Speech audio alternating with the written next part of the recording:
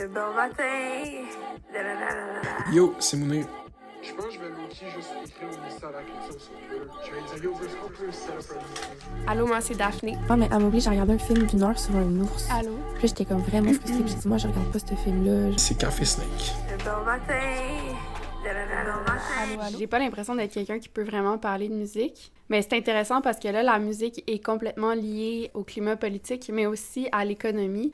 Puis particulièrement la pop. Puis j'ai lu que la pop, en fait, c'est un genre musical qui est complètement façonné par l'économie. Donc, c'est comme parler de la pop en ce moment, c'est parler du climat économique. Looking for a man in finance. Trust fund. Six five, blue eyes. Finance. Trust Trust fund. fund. Six 6'5", five, blue eyes. I'm looking for a man in finance. I'm looking for a man in finance, ça capture Attends, juste la avant que source. tu finisses, Ok.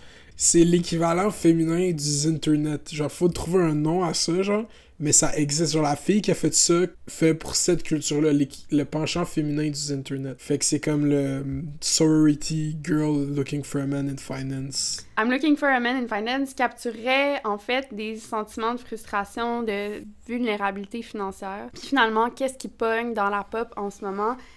Capture un peu le zeitgeist, c'est l'air du temps. Qu'est-ce qui se passe? Comment les gens pensent? Sans le vouloir, on se met à quand même pas mal parler de musique. Est-ce qu'on entre dans une ère de théorie musicale où les gens auront pas le choix de parler de musique pour parler de ce qui se passe dans le monde? Est-ce que tu penses... Ça, c'est... Qu'est-ce qui arrive? C'est à cause de à quel point la musique est incrustée dans le short-form content, genre. Je pense que c'est une bonne hypothèse parce que finalement, on parlait des edits TikTok ensemble. Mounir m'en a parlé, j'ai écrit un article dans la presse là-dessus. C'est une vidéo, un amalgame de clips vidéo monté dramatiquement, mélangé avec de la musique pour soit faire la promotion d'une personne, de des idées, d'un moment historique. Puis ça a été beaucoup utilisé en politique pour faire comme Exact. des montages dramatiques des politiciens. Tu sais, en ce moment, il y a énormément de edits de Kamala Harris. Si on n'est pas sur TikTok, on a peut-être de la misère à envisager c'est quoi, mais ça a de plus en plus de popularité, de pression, surtout en ce moment. On peut pas vraiment parler de politique sans parler d'edits de TikTok. Puis de musique. Puis de musique, parce que l'idée dans un edit, c'est que c'est un montage d'images, mais qu'on n'entend pas nécessairement les gens parler. C'est comme un fan cam. Ou sinon, ça peut être peut-être une citation qui est comme moindrement dramatique ou bien formulée. Ouais. You think you just fell out of a coconut tree?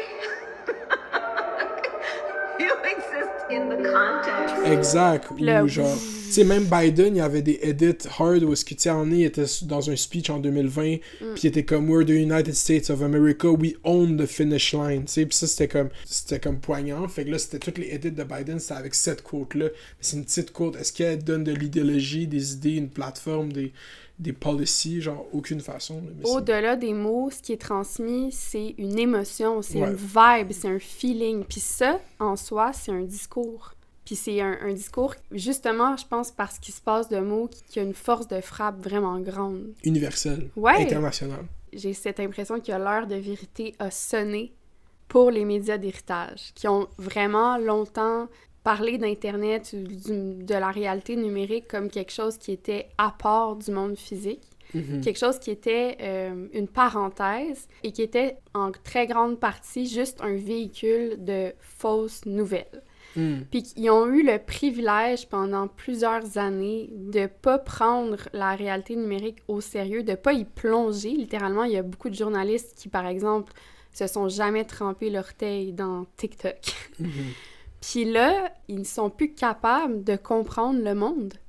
Parce que là, il y a vraiment une interpénétration du discours pop, de la culture numérique et du discours politique. Là, on vit une année électorale record en ce moment. Il y a eu, en 2024, c'est l'année où il y a le plus d'élections dans le monde. De l'histoire des élections. Puis Internet vient vraiment jouer un rôle. Tu sais, juste avant, là, il y avait les élections en France.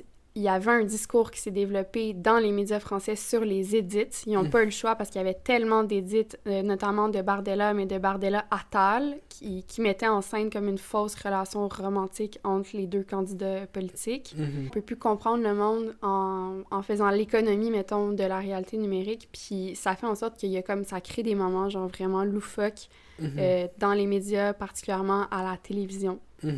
Ben moi, c'était tout le temps ça, genre, tu sais, comme j'avais dit, c'est quand j'avais fait l'émission avec tous les candidats, pour être premier ministre aux dernières élections. J'avais réalisé après que c'était, of course, que ça allait être les politiciens qui allaient adopter le monde numérique en premier, parce que eux, ils font pas de calcul culturel sur l'importance des médias. Eux, c'est purement une entreprise comme statistique, promotionnelle, puis ils vont aller où est-ce qu'il faut qu'ils aillent pour avoir le plus d'engagement, pour rejoindre le plus de monde. Ouais. Fait que, of course, c'est la politique qui va bouger en premier. Ça, c'est qu'on n'est plus dans un paradigme de promotion. Je pense que les médias sociaux, finalement, jouent un rôle qui va au-delà de toucher à une audience. Tu peux pas comprendre le discours. Le fond. Si tu comprends pas non seulement la culture numérique, la réalité numérique, mais les affordances de chaque application. Je me suis pognée sur Facebook cette année, ou genre l'année passée, comme à l'automne, là, avec une journaliste importante du Québec. Puis tu sais, je veux dire, moi, je veux respecter cette job de journaliste, mais qui est en train de ressasser encore les mêmes conneries de moi, j'ai décidé de me consacrer aux choses importantes, telles la précarité, telle la politique, et finalement de laisser de côté la culture numérique. Mais c'est comme la réalité dans laquelle on vit, c'est pas le monde physique versus le monde numérique, c'est un mish-mash de tout ça ensemble. Le monde numérique, c'est une extension du monde réel. Ouais, fait que c'est comme, tu peux pas parler de politique ni de précarité si tu ne parles pas, si tu ne t'intéresses pas, si tu ne comprends pas la culture numérique. Mm-hmm. La division que tu fais entre les deux, c'est une division qui est fantasmée, qui est fantasmagorique, qui est artificielle. Puis qui contribue à l'espèce de culte qu'est les médias d'héritage, parce que c'est une espèce de cult-like. Non, mais c'est une mentalité de culte, c'est comme... On est conspirationniste, 100%. Faut faire attention au psyop, tout le monde, je le dis tout de suite. Another day, another psyop, mais... Comment tu veux faire du journalisme en mettant de côté toute cette partie-là du monde? C'est impossible. Parce que là, ils vont créer des espèces d'entités au sein de leur boîte médiatique pour faire comme « Ah, ça, c'est nos gens du web », tu sais, comme style décrypteur, genre. Ouais, mais les décrypteurs, là... OK, moi, I've got you, les décrypteurs. Ce que je vois à deux sur Twitter, OK, c'est vraiment une gang de bros, de un. Le réflexe, c'est d'analyser le contenu médiatique qui circule sur le web pour dire si c'est vrai ou faux. Les médias d'héritage ne peuvent pas se contenter d'analyser le web en fonction de qu'est-ce qui est vrai, qu'est-ce qui est faux, qu'est-ce qui est généré par l'IA, qu'est-ce qui est une conspiration. Il y a aussi une posture que je trouve très condescendante. Parlant des décrypteurs, tu sais, de dire nous, on détient la vérité, puis oh my god, vous êtes fait pogner, vous avez cru des choses qui étaient pas vraies, gang de... Vous êtes naïfs. C'est ça, je trouve que leur posture est très condescendante. Elle est condescendante dans la mesure où, oui, les médias d'héritage, c'est important, ils ont plus de budget, puis c'est important d'avoir du budget pour justement avoir les moyens de ses ambitions. Tu sais, si tu veux faire des gros reportages... Puis avoir des gens à temps plein qui font ça. Des enquêtes, ça prend des sous. Mais il y a quand même toutes sortes de discours qui circulent dans les médias qui sont des discours de propagande. Puis ça, on ne peut pas le nier. Genre, c'est littéralement après, avec le génocide, tu sais, même moi, je ne peux pas utiliser le mot génocide quand j'écris dans la presse. Fait que, oui, il y a toutes sortes de discours de propagande qui circulent dans les médias d'héritage, dont Radio-Canada. Puis des billets aussi. Des billets, on ne pourra jamais s'en départir des billets. Je veux dire, on est des êtres subjectifs, on est des subjectivités engagées dans l'espace public. On vit dans une réalité, puis ça, je viens d'en parler tantôt, qui est un amalgame de faits et de fiction. Là, j'essaie de faire de la philo, je suis pas bonne, j'ai lu, j'essaie de comprendre, mais c'est le concept d'hyper-réalité de philosophes français comme, par exemple, Jean Baudrillard, tu sais, qui est déjà mort, mais ça fait longtemps que ça a été théorisé. On vit dans une réalité qui est altérée, qui est un peu une fiction. Comme quand on parle de télé-réalité. Juste le mot télé-réalité, ça implique qu'il y a la réalité. Mais comme on a dit à l'épisode précédent, tu sais, la télé-réalité, ce qui est fondamental dans cette production médiatique-là, c'est le montage. Donc, la mise en récit. Donc, dès lors qu'il y a une mise en récit, on est dans la fiction. Fait que de dire que c'est de la télé-réalité, c'est comme ça fuck notre rapport au réel. Puis c'est comme si on était dans un réel qui était très fictif. Surtout quand... Mon Dieu, c'est dur! non, mais j'ai juste bossé, je t'écoutais. Je reviens à mon point, c'est que les médias d'héritage, finalement, semblent pas mal déconnectés avec ce qui se passe en ce moment, avec le discours.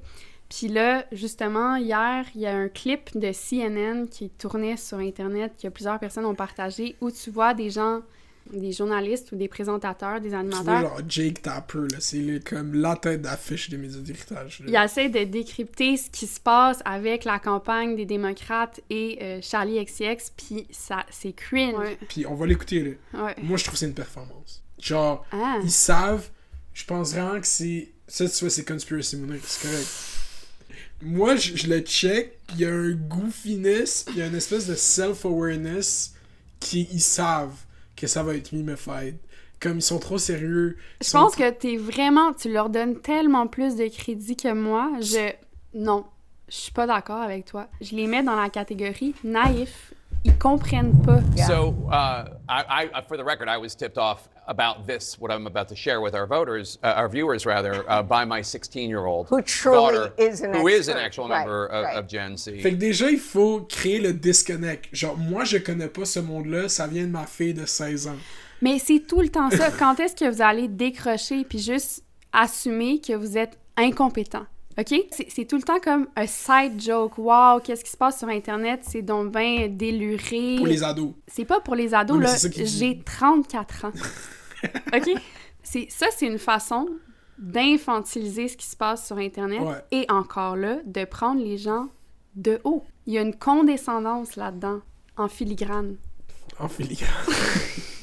Kamala Harris appears to be leaning into this. The singer Charlie XCX tweeted last night, "Kamala is brat." And this is in reference to her album. It's called Brat. Kamala has branded her Kamala HQ Twitter page with the same aesthetic of the album. That's another Gen Z word, aesthetic. Un Gen Z word. Ouais, mais pourquoi c'est un Gen Z word esthétique? Ça n'existait pas avant? En français, c'est esthétique. Oui, ça a toujours existé, mais je pense que c'est un mot, un terme qui revient beaucoup dans le discours à cause de la multiplication des esthétiques sur TikTok. Le rat girl, clean girl, Ouais. genre coquette girl, Bratcore. masculine aussi, là, le genre gorpcore, Tout. corporate chic, je sais Ouais. pas trop quoi. It's even becoming a trend on TikTok. On TikTok. À chaque fois qu'ils disent TikTok, on dirait qu'ils disent un mot comme exotique, effervescent. Juste Intonation. dire TikTok, pour lui, c'est comme I'm in the know. Parce que c'est les deux mots. It's becoming a trend on TikTok. Another Gen Z word. Ok, désolé. Special Gen Z correspondent Jamie Gale, what can you tell us about? So first of all, Ça, c'est une joke, là. Notre specialist Gen Z correspondent, c'est une femme de genre... c'est une vieille journaliste. Comment t'appellerais ça? Elle a un esthétique Karen. Ok. Non, mais ça nous aide à comprendre. just for my producer Elizabeth Stewart, who will spit out her coffee as I say this, I am supposed to say, "That's brat." Encore la Parce que là, elle parle de son Gen Z encore recherchiste. qui la est comme- condescendance, le fait que, genre, la minute que je vais dire ça, les gens vont cracher leur café. Elle dit My Gen Z Research, genre sa recherchiste dans le fond qui lui a écrit qu'est-ce qu'elle doit dire, qui genre sûrement doit avoir mon âge. Ouais. Elle va rire d'elle parce qu'elle va dire That's Brat en direct sur CNN, genre. C'est comme oh my god, voir que Brat atteint enfin les dignes, nobles, genre incroyables zones de CNN. And tu sais. for those who are not in the know the way I am, that is a cool thing. It has a color. Chartreuse is the color. Ça, c'est mon bout préféré. Là, elle est devant, genre, les présentateurs, puis elle montre une affiche avec, justement, la couleur, comme on dit, le chartreuse. Chartreuse. C'est juste comme... Kamala Harris has adopted that for whatever social media page that is. But I have brought some notes because I knew you would want a definition. C'est politique aussi dans le fond parce qu'elle dit whatever social media this is, elle sait que c'est Twitter, elle veut juste pas donner de promotion à Twitter comme si X. genre You know what I mean?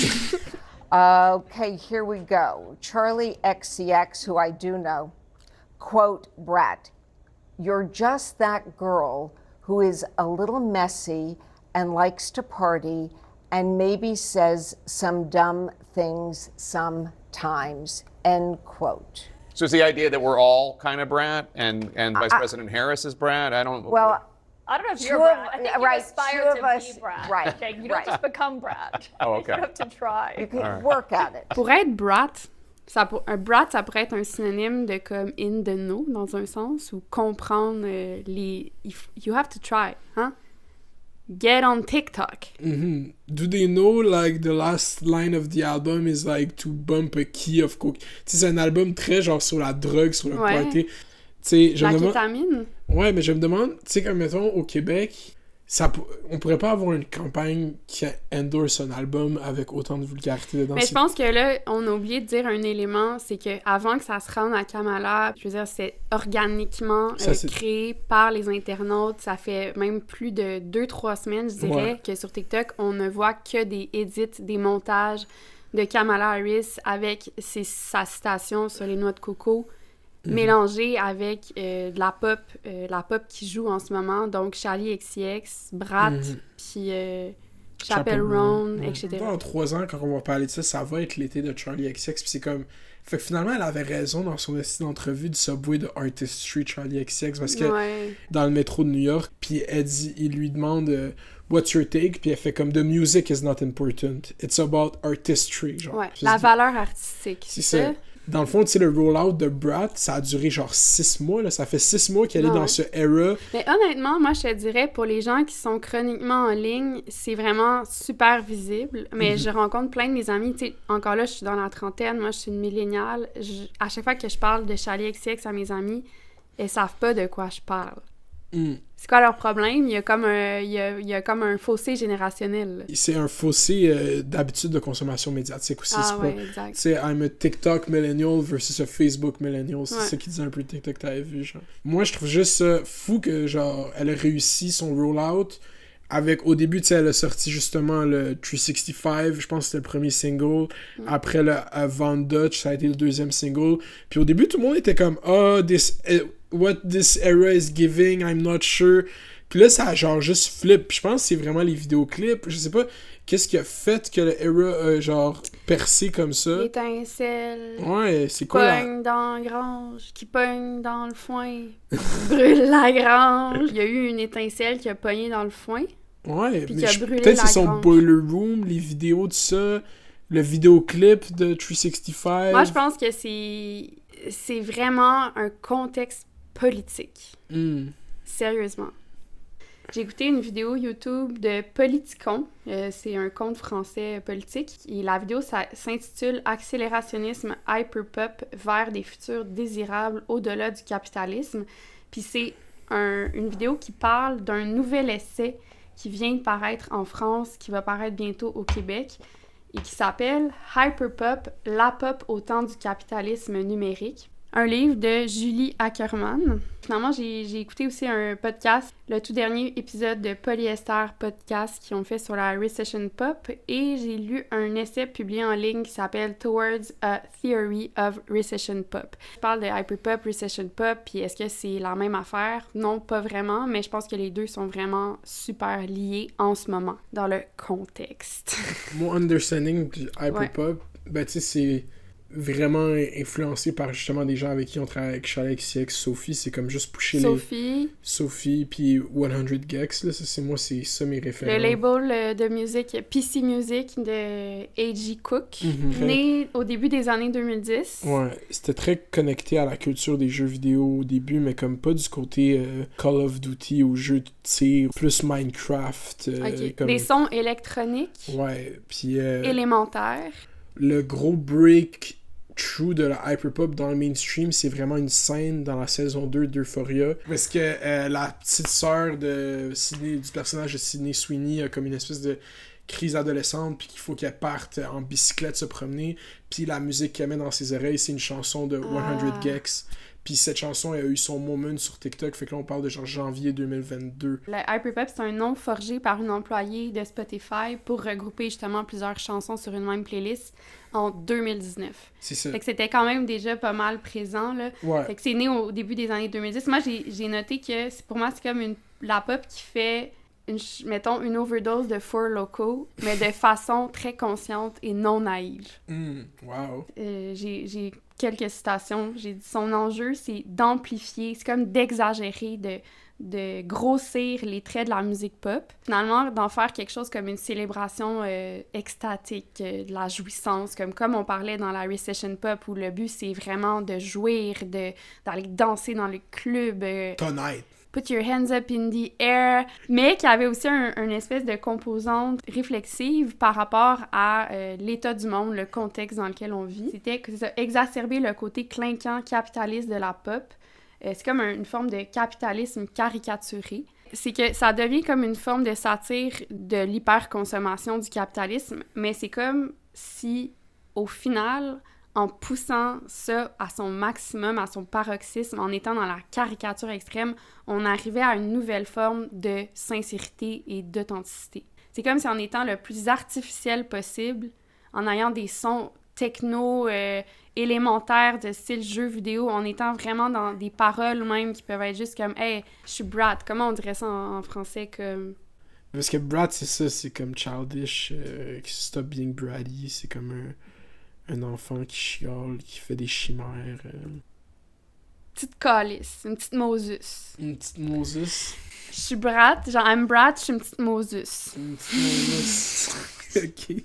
T'es consciente de faire partie d'un système hyper-capitaliste qui est voué à une forme d'autodestruction. Mais t'es consciente aussi de pas vraiment pouvoir t'en détacher parce que vivre sous le capitalisme, c'est y participer. Donc, tu y plonges finalement, puis tu fais l'expérience de ces jouissances. Dans le fond, maquiller, c'est un peu du hyper. Ouais. J'ai réalisé en lisant là-dessus.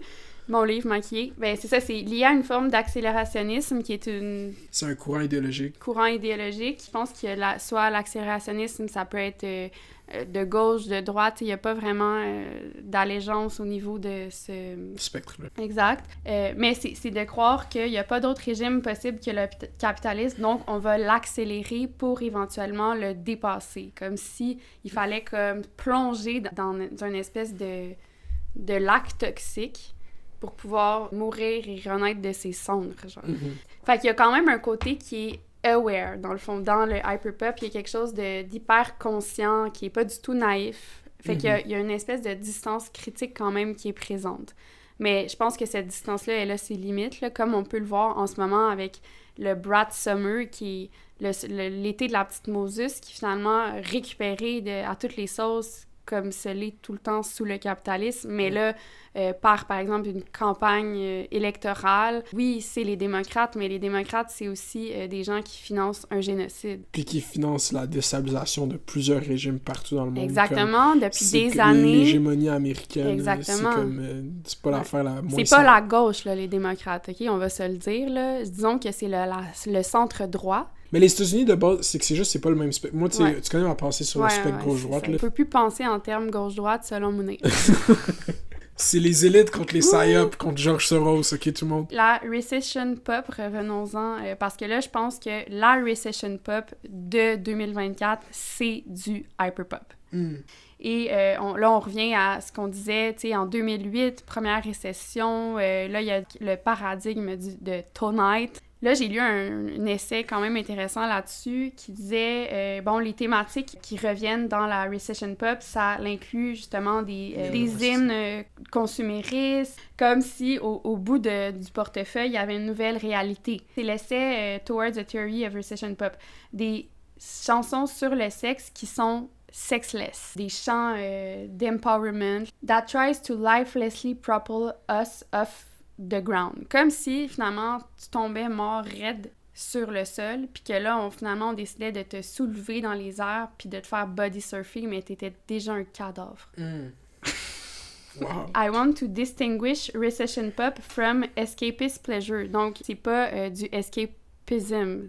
C'est pas pour s'évader de la réalité. However, as recession pop is much more about being present and aware of pop music context. Donc, c'est vraiment une espèce de jouissance qui est orchestrée dans des moments économiques qui sont peut-être plus durs, mais il y a cet esprit que tu jouis dans un contexte que t'es vraiment conscient du contexte. Toutes ces théories sur la recession pop, c'est quand même récent, là, comme quand ça se passait en 2008, en 2009. Est-ce qu'il y avait des gens qui réfléchissaient là-dessus? Non? Ben, ça, c'est pas nécessairement un essai qui a été écrit dans les dernières semaines, là. Je sais plus c'est quand, il faudrait que j'aille revoir, mais à méditer. I think my favorite subcategory of recession pop contains the songs that promise us everything will be okay as long as we keep dancing. Ça, c'est Pitbull. Exactement ça. Tu sais, ça, c'est comme classique parce que je sais pas. I know you're going through tough times. Believe me, been there, done that. Meme, tu sais, Pitbull, been there, done that. C'est devenu un trend TikTok l'année passée. There's something so thrilling and unifying about obeying a pop star demand to just dance. C'est dans le fond, ton Dieu, ce soir-là, dans la boîte, c'est la pop star, puis elle t'ordonne de danser. Mais comme Lady Gaga, dans le fond, Just And Dance. keep partying until the world ends. That can only sharpen with the brutality of economic recession. Je veux dire, la planète va cramer, la planète va exploser, donc pendant qu'elle éclate, hein, dansons, dance the night away. C'est ça l'idée. Je check les lyrics de Just Dance, c'était de Lady Gaga. C'est ça, Just Dance, gonna be okay. Exactement. Just Dance. Au-delà de tout ça, je pense qu'il y a quand même une distance critique à avoir, même avec Charli XCX, notamment parce que là, elle vient de s'affilier aux démocrates. Bon, c'est une position qui peut être... je veux dire, ça m'aurait vraiment surpris qu'elle s'affilie avec Trump. Ça aurait tellement été incroyable. Trump is drat, c'est mon rêve tweet. Les démocrates, c'est pas des anges du tout. Ce sont des bourreaux, en fait. La présidence de Barack Obama, ça a été une des plus meurtrières. Fait qu'il y a rien vraiment de réjouissant nécessairement. Puis l'autre affaire que je voulais dire, c'est que Charli XCX est aussi associé à un podcast qui a beaucoup d'influence là, à Brooklyn, qui s'appelle le Red Scare Podcast. Ça fait déjà quelques années que ça pogne. Et notamment... Une des animatrices. Une des animatrices qui s'appelle Dasha, puis il y aurait comme une chanson sur son album qui lui serait dédiée. Puis ça, c'est vraiment un podcast de filles... je sais pas comment tu les décrirais, là, parce que Mounir est rendu fan du podcast. Non. Mais je les écoute. Guilty pleasure. Ouais. Tu sais, c'est un peu des edgelords dans le sens qu'elles aiment la controverse, elles aiment choquer. Ils sont MAGA, hein, Make American Great Again. Il y a par exemple Dasha, justement de la fille qui aurait inspiré Charli XCX. Elle a été photographiée notamment en train de tirer sur une cible qui était déguisée en palestinien. Moi, je trouve ça complètement... dégueulasse, là, méprisable, en fait. Fait que il y a comme cet angle-là à Charli XCX qui probablement va, moi, je pense, apparaître de plus en plus dans le discours, là, peut-être dans les surtout, prochains le ciel mois. a son X médiatique maintenant, mais c'est comme un clip de Red Scare Podcast où ce que Dasha, justement, dit « Oui, Charli m'a envoyé la chanson, je l'ai écoutée, c'est correct. Ouais. » Mais Charli a dit qu'elle était très fascinée par edgelord culture. C'est comme l'espèce de culture irrévérencieuse de dire les propos Sur les les plus médias inflammatoires sociaux, ouais. Sur Twitter, entre Pour autres. créer de l'engagement. Pour générer de l'engagement. Puis parce que leur podcast est vraiment très centré sur les arts et la culture, sur le cinéma, sur ils reçoivent souvent des poètes, ils reçoivent des artistes, souvent des gens qui sont pas mal tous à gauche, mais qui ont cette espèce de sens de l'humour irrévérencieux, où est-ce qu'ils ont pas peur de comme se prendre dans les plis du tapis ou de marcher sur des œufs. Fait que ça crée cette espèce de chambre d'écho de gauche, mais qui est tanné de se censurer. Tanné du wokisme. Exact. Mais quand tu s'en vas au fond de leurs idées, dans leurs propos, dans leur podcast, c'est rarement qu'ils vont genre tenir un discours de droite, sauf sur le fait qu'ils adorent Donald Trump. Moi, je trouve que c'est quand même méprisable d'attirer, de tenir ce discours-là, finalement de le normaliser aussi. Genre, il y a quelque chose là-dedans que je trouve répugnant. Là, je voulais en venir à une autre icône de la pop du moment. Jojo Siwa. Oui. Qui on parle de Jojo Siwa aujourd'hui. Ouais, c'est ça, là. Ben, moi, honnêtement, avant cette année, je la connaissais pas, Jojo Siwa. Est-ce que tu veux que je te fasse un petit rundown sur c'est qui Jojo Siwa? Ouais. Jojo Siwa, c'est une enfant actrice de base qui a participé à la télé-réalité... comment ça s'appelle? Dance Mom. Ça jouait à TLC, je pense. À TLC, où est-ce qu'elle a quand même été une des personnages forts. Dance Mom, c'est vraiment une instructrice de danse très autoritaire qui donne des cours très intenses à des très jeunes enfants. Là, on parle de en bas de 10 ans. Là, on est dans le domaine de l'exploitation des enfants. Ouais, à la télé. C'est ça. Ensuite, quand elle a fini son séjour à Dance Moms, elle a fondé une chaîne YouTube quand elle était très jeune, où est-ce qu'elle faisait du contenu pour enfants. Ce contenu est devenu extrêmement populaire. Où est-ce qu'elle a signé un deal avec Nickelodeon, puis avec Toys R Us pour vendre des jouets. Je pense en 2018 ou en 2019, le chiffre d'affaires de la marque de Jojo Siwa était plus que $1 milliard.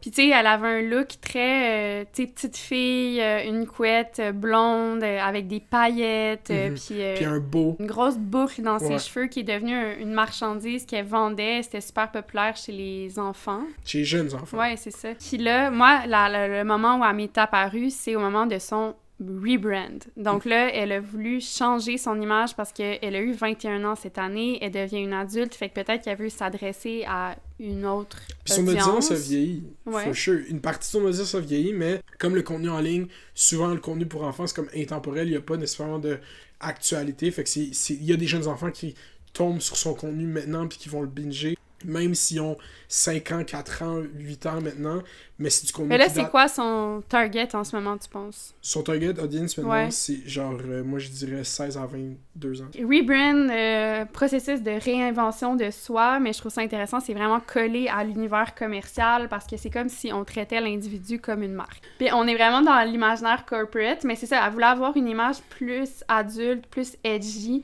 C'est aussi une lesbienne, Jojo Siwa, donc là, il y a toute cette dimension-là de sa sexualité qui arrive. Parce que je pense Parce pas que tout ça a commencé par son coming out il y a 2 ans. Ouais, je pense pas qu'avant, elle parlait de sa sexualité dans ses chansons si son audience, c'était des jeunes, des enfants. Fait que là, elle a le goût de parler de ça, elle a le goût d'être une adulte. Elle arrive dans un événement, elle est habillée dans une espèce de costume noir, tu sais, inspiré de Kiss, du gros maquillage noir. C'était très, très, très camp, Des bas de plateforme. tacky. Ce look-là, c'est devenu un mème. C'est comme ça que moi, elle m'est apparue, Jojo. C'est intéressant parce que j'ai tellement lu sur le hyperpop, puis c'est aussi lié comme au capitalisme, comme on dit, puis aux communautés queer. L'idée de réinvention de soi, l'idée d'une identité qui est fluide, qui est, tu sais, si on n'est pas dans le paradigme essentialiste de comme t'es né comme t'es, puis t'as jamais changé. Toute cette idée-là de fluidité, tu sais, elle peut être décollée de la sexualité en soi ou même du genre, puis ça peut devenir comme, ben non, mais sous le capitalisme, on peut toujours se réinventer. Pour se réinventer, ben tu changes ton image de marque ou tu changes ta façon de t'habiller ou tu changes ta façon de te maquiller, tu changes ton esthétique. Puis Fait tu sais, que c'est la comme- réinvention perpétuelle de soi, ça fait partie de l'état du capitalisme, mais c'est aussi lié au queer. Là, on n'a pas de clip à jouer, mais elle parle tout le temps de c'est le rebranding le plus hard qui a jamais été fait. Ouais. Jamais personne n'est passé de autant polished pour enfants à une espèce de pop star confrontationnel, punk, Tu sais, mettons, whatever. quand elle fait des performances live, elle fait toujours à semblant de caler De l'alcool, ouais. des Du bouteilles fort. de whisky. Ouais. Il y a quelque chose de très... Quand c'est pas vrai, tu salace. sais, mais on a vu, tu sais, moi, notre génération, le rebrand de Miley Cyrus, tu sais, qui a vraiment passé de Hannah Montana, Disney pop icon, à Miley Cyrus Bangers Era, c'est comme ça que ça s'appelle, quand elle a fait des chansons avec Wrecking Ball. Non, avant ça, elle a fait des chansons avec des rappers, avec Juicy J, où est-ce que I'm high in the club, high on perp, with my J's on. Tu sais, elle parle de elle qui fume du weed avec des Jordan, avec le rapper Juicy J, qui vient de 3-6 Mafia de Houston. Tu sais, c'est comme. C'est quoi la réinvention de soi perpétuelle? C'est très visible dans la pop, où les stars de la pop sont amenées à faire ça. Chaque album, surtout les femmes... On parle de Era. Ouais, Mais Kanye aussi fait ça, mais je sais. À chaque fois que tu sors un nouvel album, t'es censé révéler une nouvelle personne, une nouvelle identité, un nouvel ethos. Une nouvelle esthétique. Ouais. Ben, je Fait peux que dire que ça, c'est comme. t'as juste raison, elle va vraiment mettre en scène le fait que son rebrand, c'est quelque chose d'historique, c'est quelque chose de jamais vu avant, puis elle a même dit qu'elle avait inventé le gay pop. Puis ça a vraiment fait de la commotion, il y a plein de monde qui était comme « what the fuck ». Puis quand c'est arrivé, moi, je pensais que c'était self-aware. Encore une fois, moi, je leur donne. Parce que je Tu pense. leur donnes beaucoup de crédit aux gens. Moi, ben oui, mais il faut être intelligent pour naviguer la culture à ce haut niveau-là. Puis je pense des fois que les gens sont plus self-aware qu'on pense. C'est une affirmation qui nie finalement l'histoire. C'est ahistorique parce qu'il y a une négation du passé, de tout ce qui s'est passé avant elle. Déjà que, tu sais, son suit iconique, c'est littéralement Kiss. Puis aussi, à mon sens, l'histoire de la pop, elle est collée à l'histoire de la culture queer. Comme tu peux pas parler de pop sans parler des communautés queer LGBTQ+. Anyways, fait que je trouvais que là, c'est intéressant qu'elle dise ça, qu'elle avait inventé le gay pop parce qu'elle s'inscrivait dans une sorte d'hyper-présent. Tu sais, comme tu nies le passé, puis pour moi, c'est l'hyper-présent, c'est en adéquation avec l'hyper-pop. Tout le monde a critiqué cette affirmation-là, puis est allé comme nuancer ses affirmations, je sais pas, comme dans une entrevue. Elle a employé une métaphore directement tirée du monde des affaires. Il y a de quoi de vraiment corporate chez Jojo Siwa. Avec elle, il y a comme une forme de nihilisme. Tu sais, quand on parle d'hyper-réalité, où il y a comme un mélange de faux puis de vrai, puis de simulacre, on n'est même pas dans la musique avec elle. On sait même pas si c'est vraiment elle qui chante, parce que dans ses performances live, son micro, elle chante même pas dans son micro, c'est littéralement un accessoire de danse. Mhm. Il y a quelque chose de très fictionnel, de fictif, comme, puis pour apprécier Jojo Siwa, c'est comme s'il fallait embrace le fait que c'est une fiction. Du performance art. Puis il est pas question de artistry pantoute, là, tu sais, c'est comme... Ah, je sais pas. On parce est que... dans l'hyper-réalité, puis c'est ça, j'ai pas vraiment parlé d'hyper-réalité, mais c'est ça, c'est un concept, on en a parlé un peu tantôt, selon lequel le monde dans lequel nous vivons a été remplacé par une copie du monde. Okay? On vit dans une espèce de monde où c'est des signes, des simulacres, mais c'est pas nécessairement le réel. La nature, j'ai mis une quote, la nature du monde hyper-réel se caractérise par une amélioration fictive de la réalité. Fait que, par exemple... Facetune. Quand tu la vois danser, Facetune, puis faire une performance en live, là, tu serais censé voir une performance musicale, mais ce que tu vois, c'est Jojo Siwa qui danse, qui fait toutes sortes de moves théâtrales, mais qui chante pas dans son micro. Fait que, littéralement, ce que t'entends, c'est de la musique enregistrée qui blase dans des speakers. T'es devant une fiction. L'amélioration fictive de la réalité, c'est que clairement, si elle chantait vraiment dans le micro, le réel serait moins intéressant que la version fictive du réel. Fait qu'il y a une forme d'amélioration de la réalité en rajoutant cette couche de fiction-là. Wow. Est-ce que je l'explique bien? Fait qu'elle reprend une métaphore du corporate world pour nuancer le fait qu'elle a dit qu'elle avait inventé le gay pop. Et elle dit « I'm not the president of gay pop, but I might be the CEO or the CMO. I can be the CMO, donc the Chief Marketing Officer, and use my marketing tactics whether people like it or not. » Fait qu'il y a vraiment un positionnement... Mais faut dire... Attends, parce que après quand elle a nuancé ses propos aussi, qu'est-ce qu'elle a dit? C'est qu'elle a dit... Moi, qu'est-ce que je veux, c'est que gay pop soit dans les charts, que ce soit un genre officiel de musique. Je pense qu'elle s'est mis les pieds dans la bouche. Là, elle a eu plein de critiques, parce que je crois qu'elle le dit de façon naïve, sans réfléchir. Tu sais, c'était comme le tagline de son rebrand, « J'invente le gay pop ». Puis là, elle a fait « Oups, j'ai dit n'importe quoi, je peux pas dire ça, je me fais ramasser, je vais nuancer. » Parce qu'au début, les gens étaient fâchés, mais tu laisses quelques semaines passer, puis après, ça devient camp, ça devient un meme. Tu sais, quand il y avait n'importe quoi qui se passait avec Troye Sivan ou avec Chappell Roan, c'est genre « Thank you, Jojo, for inventing gay pop ». Mais parce que c'est son premier single qui sort, ça s'appelle « Karma », c'est « Karma's a bitch ». You should know better. Toute la vidéo, les suits, tout est hyper calme, tout est comme garbage dans un sens, mais slowly but surely... It grows on you. It grows on you. Puis tu te mets à l'aimer, cette petite Jojo-là. Moi, je l'ai dit dès le début. Genre, moi, je stan Jojo. On parle peut-être plus de Charli XCX en ce moment, mais je trouvais que c'était concomitant au Jojo Discourse. Puis là, il y a Grimes, la pop star canadienne qui est sortie avec Elon Musk, qui a tweeté cette semaine en mettant un clip de Jojo Siwa danse. Sa nouvelle chorégraphie. Parce qu'il y a ça aussi, c'est que ses chorégraphies sont vraiment hyper théâtrales, puis je dirais qu'elles sont libidineuses. Il y a comme une dose d'érotisme, de sexualité, mais ils sont pas, comment dire... ils sont pas sensuels. Pas sexy. C'est ça, ils sont dans l'espèce de... Il y a quelque chose d'intéressant là-dedans. Il y a comme un glissement que je trouve intéressant. Là, Grimes dit « Truly, what the fuck is this magnificent ogre dance? » Qu'est-ce que c'est que cette magnifique danse de l'ogre? C'est vraiment innovateur, comme Picasso. Jojo Siwa est devenue célèbre pour avoir maîtrisé son art, donc la danse, et maintenant, elle l'inverse en quelque chose que les gens croient être un échec artistique, et c'est simplement... En fait, c'est juste que c'est trop tôt et c'est trop expérimental. Mais comme...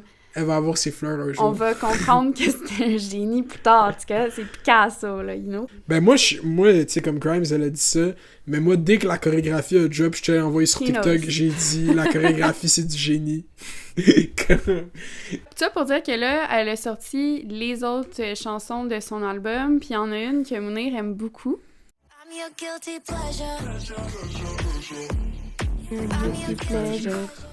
T'as dit c'est son pic. C'est son meilleur, ouais. Explique. Ben c'est juste, c'est self-aware. C'est parce que, comme t'as dit, on finit par l'aimer, la petite Jojo. Ben, moi, je pense que c'est self-aware pour toi. Parce que toi, tu réalises que Jojo Siwa, c'est effectivement ton guilty pleasure, mais je pense pas, honnêtement, que Jojo Siwa, elle ait conscience de la double entente. Je pense pas qu'elle est consciente nécessairement de toutes les couches de sens du titre de cette chanson-là. Moi, je pense que ouais. Non, Là, parce que tu sais que juste te dire ma théorie, OK? Ok. Là, j'ai presque fini mon topo. Non, c'est correct. Je pense qu'on consomme Jojo un peu comme de l'hyperpop, donc comme Charli XCX, mais sans qu'elle soit complice de cette lecture-là, sans que Jojo sache elle-même que c'est un peu ça qu'elle est en train de fabriquer.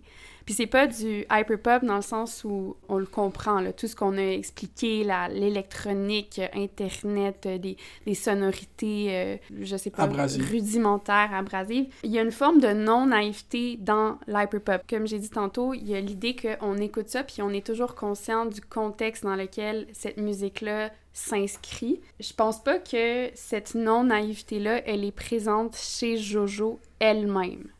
Mais les gens qui vont l'écouter, ils vont l'écouter avec une forme de conscience du contexte, d'ironie, exactement. Donc, je pense que notre consommation de Jojo Mais là, après, moi, qu'est-ce que je challenge de ta théorie, c'est que voir que tu penses qu'elle est pas consciente de ça. C'est impossible, Daphné, c'est impossible. Genre, I'm a guilty pleasure avec la danse, tu sais, comme juste le fait qu'elle fasse ces danses-là, c'est comme tellement un travail, c'est tellement comme... Grimes a raison, genre. Dur à dire, mais ouais, à voir comment ça va se déplier dans les prochains mois.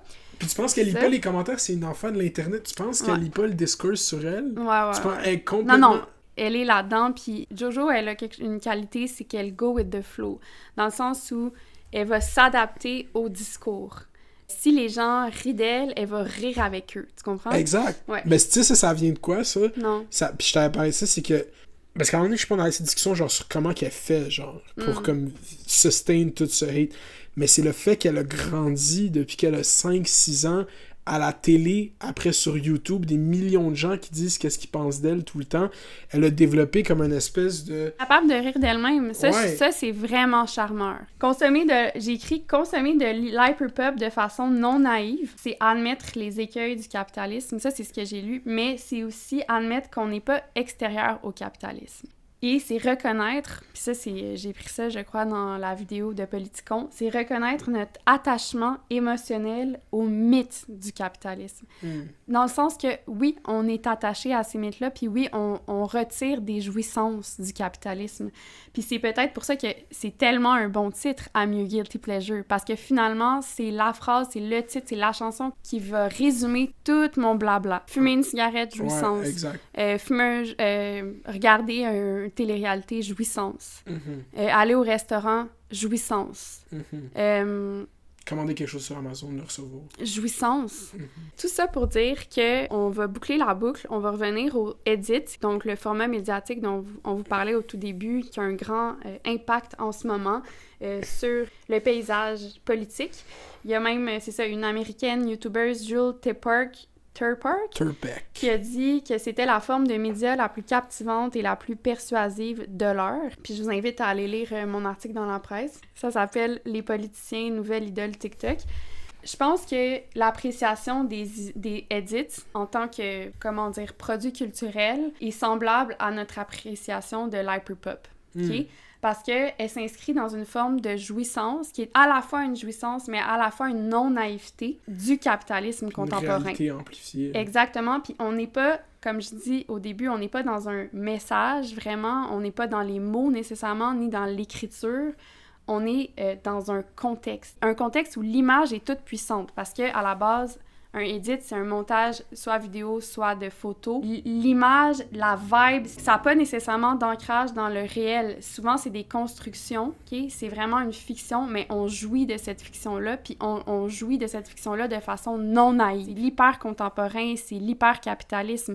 Quand on est rendu à consommer des médias qui sont juste des montages de photos avec des grosses tunes pop. C'est ça, le discours politique qu'on consomme. Il y a une jouissance qui est non naïve, qui est complice du capitalisme, mais en même temps très consciente. J'adore la philosophie. C'est une jouissance parce que souvent les edits, ils vont aller dans les bulles algorithmiques de gens qui sont déjà convaincus par les edits. Fait qu'ils vont regarder quelque chose qui les satisfait comme. Dans la mesure où c'est juste, ça communique une vibe, un feeling, ça communique une des jouissances du capitalisme, une vibe. C'est ça qu'on est en train de consommer avec la Bratness. La Bratmess. On est en train de consommer une vibe. un objet indéfinissable qui représente des idées, des produits, Des- des philosophies, des podcasts, des Une personnalités, attitude, une esthétique. C'est ça. Moi, je vais parler de quoi parce que là, on est comme. Tu sais, on en a parlé au premier épisode. Une espèce de meme de Hawk-Toi qui est genre le format de ce meme-là. One move in bed that makes a man go crazy every time. That you do. gotta give him that hawk too and spit on that thing. You get me? C'est un style de contenu qui est vraiment comme très populaire sur TikTok. Puis après, on a une vidéo qu'on va mettre en extrait aussi que Daphné m'a envoyé, qui est comme une espèce de iconic vidéo de des jeunes sorelloises, Ouais, je pense. qui sont en file pour aller dans un club à Montréal. Puis Sorel. Puis moi, je me suis juste comme arrêté à penser à ce type de contenu-là, puis à quel point c'est proéminent sur Les TikTok. micro-trottoirs. Les micro-trottoirs, à quel point il y en a beaucoup, puis à quel point comme j'aime ça. Je pense, moi et Daphné, on n'a pas la même opinion Non. sur ce type de contenu. C'est souvent un type de contenu qui est mis comme étant paresseux. C'est du contenu qui est facile à faire. Ben, qui est dévalorisé par certaines figures, notamment les médias de masse, tu disais? Non, qui est dévalorisé par la perception des journalistes de ce type de médias-là. Il y a un poll qui a été fait en 2017 dans une étude qui dit que 63% des journalistes pensent que c'est overused dans le journalisme. Qu'on l'utilise trop. Mais moi, je pense qu'il y a un micro-trottoir, il y a aussi l'idée que ça dépend aussi des questions qui sont posées. Exact. Puis comment elles sont posées. Exact, parce que, tu sais, ça va être le classique, le iconic gay son or thought daughter. Ça, c'est un classique. Je préférais avoir un gay son or a thought daughter, genre. C'est quoi Todd Daughter? Thought, c'est genre une hoe, genre une...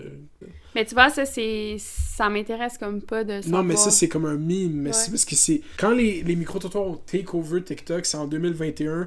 Quand ça vraiment, c'était comme sur les For You page de tout le monde, c'était What are you listening to? C'est quelqu'un qui se promène dans la Ok. rue, qui croise quelqu'un. C'est sûr que t'as déjà vu une vidéo comme ça. Qui croise quelqu'un avec des écouteurs, puis il est comme, qu'est-ce que t'écoutes? Ok. Puis là, eux, ils disent la chanson qu'ils sont en train d'écouter. Ok. Puis ça, pourquoi moi j'aimais ce type de contenu? Parce que tu littéralement découvres de la musique, tu sais. C'est pas curaté, il y a pas d'espèce de contrôle éditorial. Tu fais juste voir du monde, puis les micro-trottoirs, ça existe depuis même avant qu'il y ait des micros. J'ai fait des recherches wow. au 18e siècle. Dans les journaux, les gens faisaient ce genre de reportage, puis ils les écrivaient à l'écrit dans les journaux. Telle personne dans la rue pense ça du nouveau projet de loi. Après...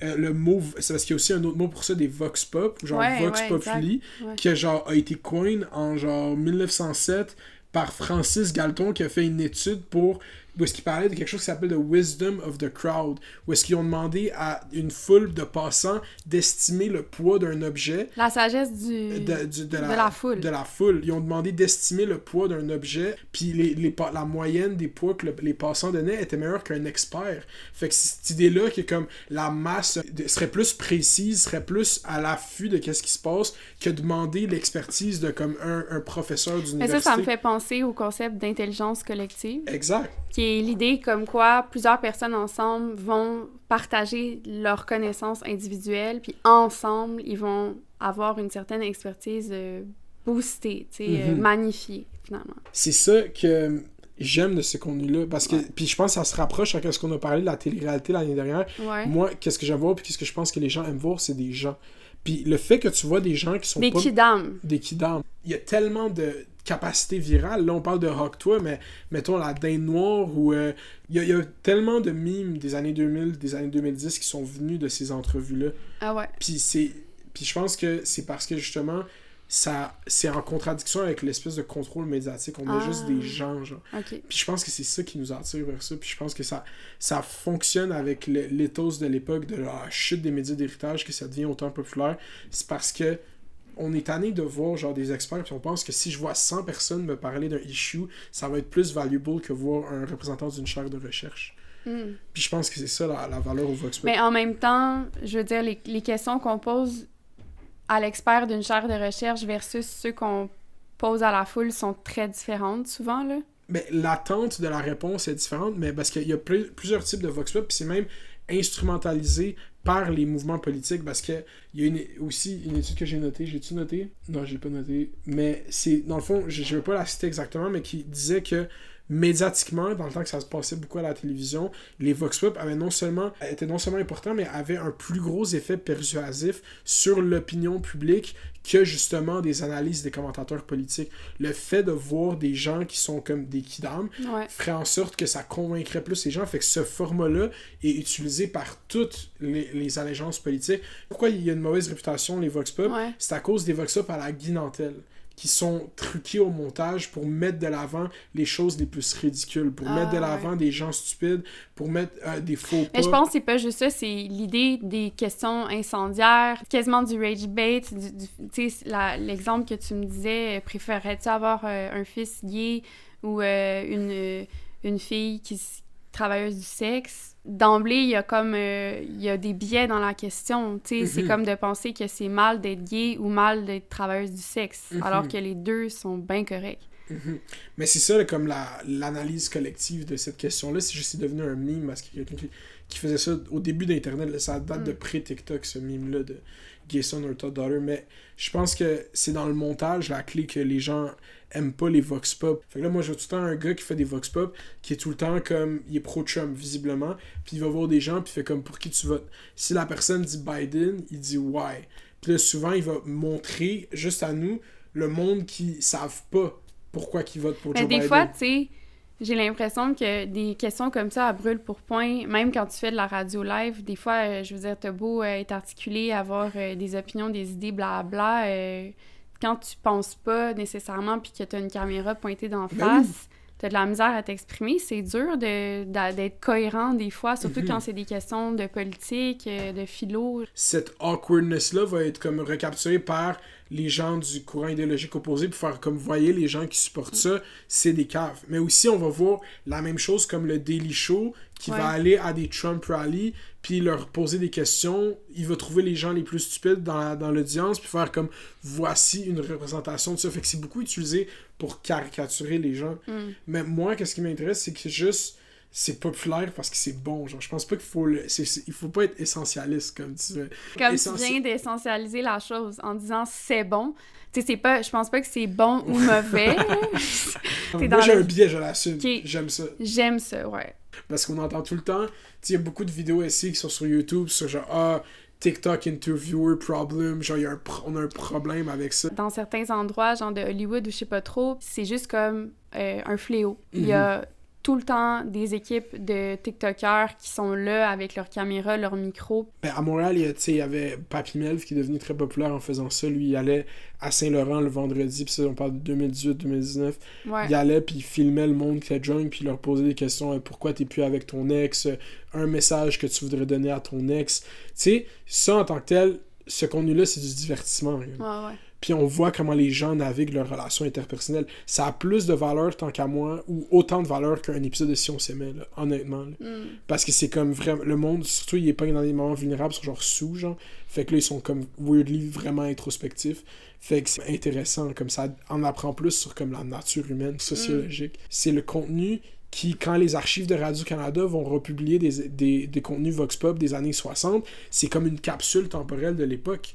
Bien plus qu'un... Comme Normand Marino. Comme Normand Marino, exactement, qui est littéralement un Vox Pop. Fait que ça devient comme une pièce d'archive ultra importante. Tu sais, qui faisait des Vox Pop au début de sa carrière journalistique? René Lévesque faisait des Vox Pop. Il y a plusieurs Vox Pop sur les archives de Radio-Canada où est-ce qu'il est littéralement dans la rue puis il demande aux gens pour qui ils vont voter.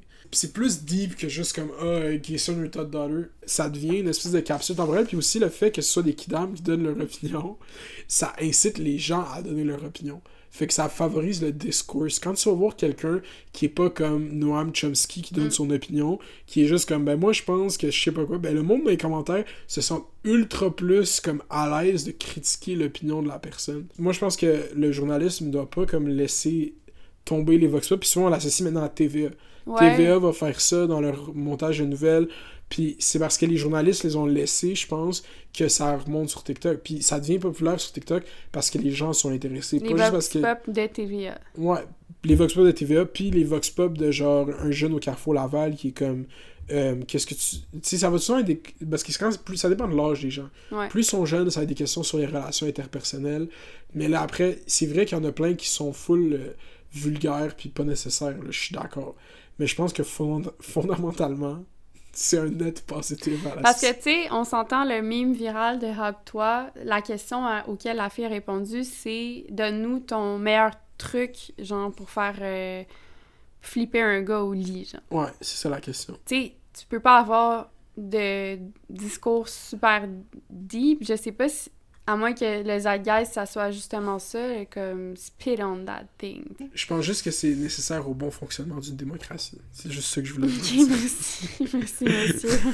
Si le Québec devient un pays... Ok, non, ça. Okay, what's your name? Natasha. Where are you from? I'm from Sorel. Okay, Sorel. So what's a red flag of the guys in Sorel? Like their faces, everything. They're ugly. Yeah. I feel bad for Sorel. That's why we come in Montreal. You come to Montreal, you drive here to get better looking guys? Yeah. Arabic man, and Lebanese man, Moroccan man. Moroccan for sure. Oh, you like the Arabs? Yeah, a lot. Oh my Latino. God. So not white from Sorel. Yeah. Yeah. Oh my God. Sorry, Sorel. Yeah, very. Very. Yeah, very. J'adore, yeah, very. Fait que, Shout ouais. out to Moroccan Man. Moroccan man, for sure. Mais tu vois, ce contenu-là, Ouais. c'est un net positif à la société. Ah ouais, explique. Parce que c'est intéressant. Le discours des red flags, des drapeaux rouges, tu sais, c'est tellement comme... Ça l'a saturé un peu Internet dans les dernières années. Tu rencontres un gars, il fait ça, red flag. Mais il y a quand même un lien avec l'espèce de féminisme pop, de comme comment trouver une personne qui va être respectueuse, correcte pour toi, blablabla. Fait que là, t'as l'impression que ces filles-là vont dire un truc à la sauce féministe, mais directement, elles en viennent à dire finalement, nous, les red flags, c'est tous les gars à Sorel. À cause de leur face. Ils sont laids. Fait que là, t'es direct dans un discours sur Superficiel, ouais. l'apparence, le corps. Boum, ok, c'est surprenant. Mais c'est ça, tu peux pas scripter ça. Après avoir dit que finalement, les mecs de Sorel sont pas intéressants visuellement, une des filles dit qu'elle adore les Arabic men.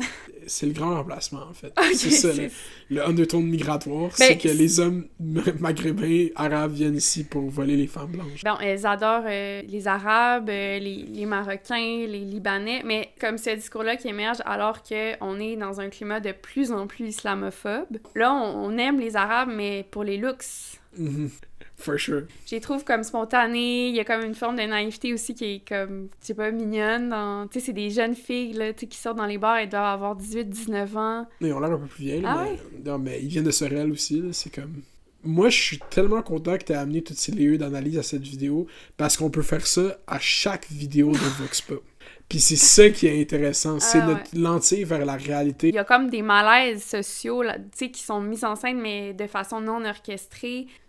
Tu marches sur la ligne du fétichisme, du fétichisme racial. Il y a quelque chose dans ce truc-là que j'arrive pas comme vraiment à mettre en mots, mais tu dis le discours du grand remplacement parce que je sais pas, c'est pas... Non, mais je veux dire, moi, ce que je disais quand tu m'as envoyé cette vidéo, c'est si on prenait cette vidéo puis on la mettait sur Twitter, ouais. Là, le discours, ce serait comme, regardez comment les hommes viennent ici puis ils volent nos femmes, parce qu'on le voit déjà beaucoup. Non, mais il y a des militants ethno-nationalistes québécois souverainistes, Okay. puis je veux pas dire... Mais ça, c'est comme, c'est tangentiel au incel. On peut pas get des femmes, on peut pas... j'allais dire de quoi de super vulgaire. Là, c'est la faute à qui? C'est la faute aux femmes, c'est la faute aux woke, c'est la faute aux Arabic men. For sure. On a fini pour aujourd'hui. Et à la prochaine, on enregistre bientôt un prochain épisode parce que nous, on s'en va à Caraquette. Yeah, turn up, si c'est à Caraquette. La musique par Aslo, outro intro. La magnifique Daphné B aux analyses philosophiques. Le magnifique Mounir. C'est parfait.